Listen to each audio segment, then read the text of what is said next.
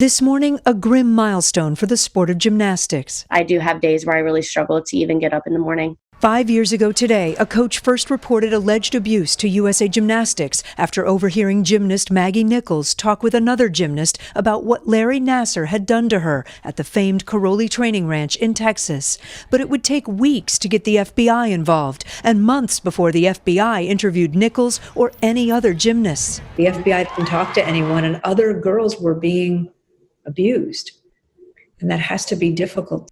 Just knowing that if someone would have reported it and made change right when it was reported, so many people would have been saved. 2 years ago, the FBI told NBC News an internal investigation was underway about its handling of the case, but nothing has ever been released publicly.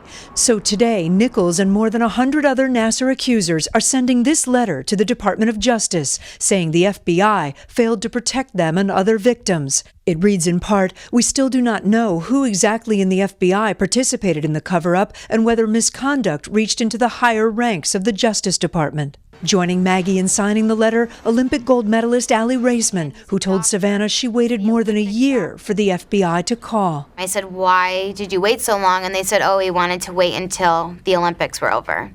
Why? I don't know.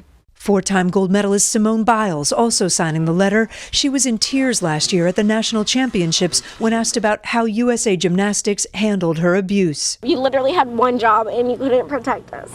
The FBI. Senator John Cornyn of Texas, who sits on the Judiciary Committee, is calling on the DOJ Inspector General to release any findings about the FBI's actions. You would want to get the information as quickly as possible because memories fade, witnesses disperse, and so delay is not your friend. A spokeswoman for the Department of Justice, Office of the Inspector General, tells NBC News they are investigating the allegations concerning the FBI's handling of the Nassar investigation, and the victims and the public should rest assured our findings will be made public at the end of our investigation.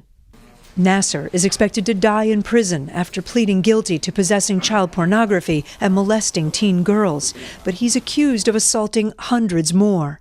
Nichols says she's proud she spoke up 5 years ago. That's something that kind of eases my mind a little bit, and on the tough days, just knowing that I did help other people.